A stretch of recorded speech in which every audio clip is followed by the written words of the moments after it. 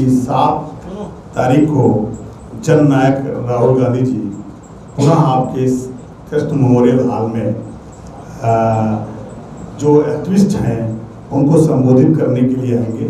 नमक सत्याग्रह का आंदोलन जो महात्मा गांधी जी के द्वारा चलाया गया था उसी को याद करने के लिए 7 अप्रैल को यानी हम कृष्ण मेमोरियल हॉल में पुनः जन नायक राहुल गांधी जी आएंगे। ये सवाल आपकी तरफ से था, इसलिए मैंने आपको उस पर साझा कर दिया है। रामनवमी के किसी कार्यक्रम में भी शामिल होंगे राहुल जी? नहीं, हम भारत के जो संविधान है उसमें शिक्षा और संस्कृति का अधिकार दिया गया है और उसी के तहत भारतीय जनता पार्टी लगातार हमला कर रही है। हम रामनवमी भी मनाएंगे और हमें जब हम अल्पसंख्यक की बात करते हैं तो उसका मतलब है केवल मुसलमान नहीं, बुद्ध और जैन, पारसी जितने भी समाज के लोग होते हैं हमको सबकी सुरक्षा करनी है। भारत का संविधान कहता है कि भारत में रहने वाला प्रत्येक नागरिक हमको उसके लिए संविधान बनाया गया। लेकिन जो इस समय भारतीय जनता पार्टी सरकार है वो लगातार हमला करती है। संविधान पर हमला करने का मतलब है हमारी शिक्षा पर हमला करते हैं, हमारी संस्कृति पर हमला करते हैं।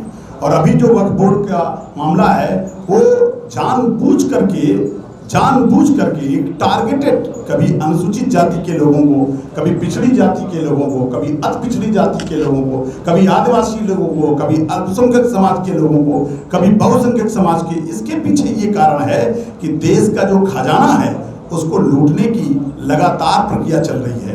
इसी मैंने कहा ना कि 7 तारीख को राहुल जी आ रहे हैं।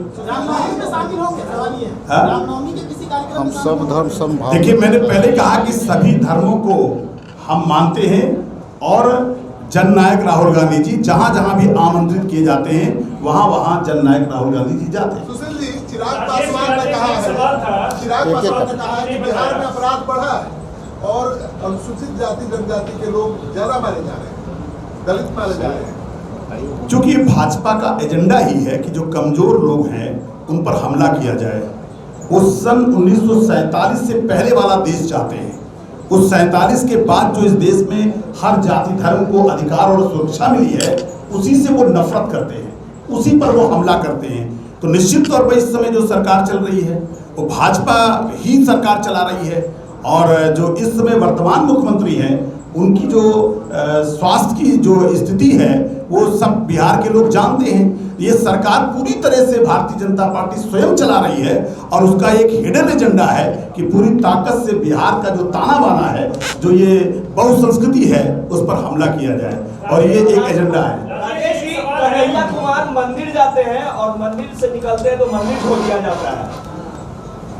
बड़ी ही अच्छा सवाल है और ये सवाल मेरा भी है। आप ऐसे समझ होते रहते हैं, हम सब लोग बहुत ही प्यार और प्रेम से इसमें शामिल होते हैं। कल हमने देखा कि बिहार के मंत्री हैं, आजकल भारतीय जनता पार्टी के मंत्री, अक्सर मंत्री को देखता हूं तो कोई ऐसा बयान दे दो कि वो चर्चा का विषय बन जाए। तो जाहिलों की एक फौज है, टॉप टू बॉटम डिग्री छुपाने वाले लोगों की एक फौज है।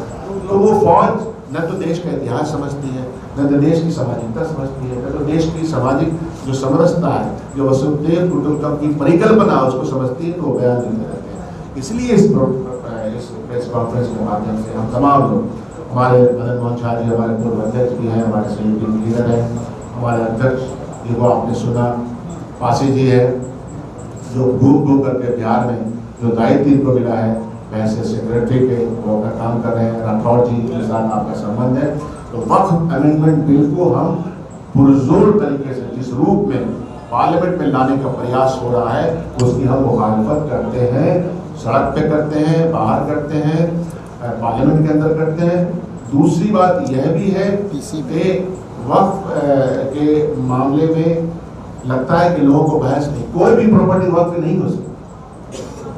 वक्फ किया हुआ जो दान किया हुआ प्रॉपर्टी है वही वक्त में आता है। आज भी मैं अपनी प्रॉपर्टी को, आप अपनी प्रॉपर्टी को दान करना चाहे तो कौन रोक सकता है?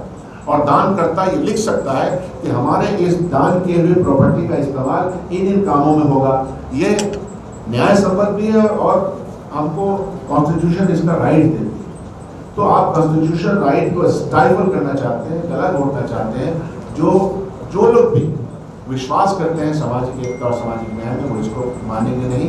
तो इसीलिए और एक प्रश्न है जो बिहार की सो कॉल्ड एनडीए में 3 घटक दल रोजा इफ्तार का दावत कर सकते हैं, जरूर करें, वो उनका व्यक्तिगत है, मैं उसके पक्ष में जो रोजा इफ्तार करें कोई दिक्कत नहीं। लेकिन कहना ये है कि आप वक्फ बिल के ऊपर आपकी क्लैरिटी क्या है? आप सपोर्ट कर रहे हैं भाजपा के सरकार को, तो हम जानते हैं कि आपका स्पष्ट रुख है, लेकिन आप एम्बिग्यूटी में क्यों बात करते हैं? कल मैं देख रहा था बिहार के एक मंत्री जी का बयान, एम्बिग्यूटी में बात करती है। वक्फ अमेंडमेंट बिल पार्लियामेंट में यस और नो में बात होती है। तो जनता दल यू, चिराग पासवान जी की पार्टी, मांझी जी की पार्टी, इन तीनों को सफाई से बोल देना चाहिए। हम ये समझते हैं कि वो भारतीय जनता पार्टी के साथ मिल गए, और जब भाजपा के साथ मिल जाते हैं तो वो और ज़्यादा मजबूती से उनको लगता है कि भाजपा का सपोर्ट करना पड़ता है, कोई पद वगैरह की जरूरत पड़ती है शायद। तो इसलिए या तो ये स्पष्ट करें और नो तो नो बोलें, इसमें क्या दिक्कत है? आप गए हैं भाजपा के आइडियोलॉजी के साथ, आप गोडसेवादियों के साथ गए हैं। हम बापूवादी लोग हैं, हम बापू के सम्मान में जीते और मरते हैं, वो गोडसे के सम्मान में जीते और मरते हैं, उसका प्रचार करते हैं, ये तो सर्वविदित है। तो इसलिए गोडसेवादी लोग गोडसेवादी के साथ रहे, सलामत।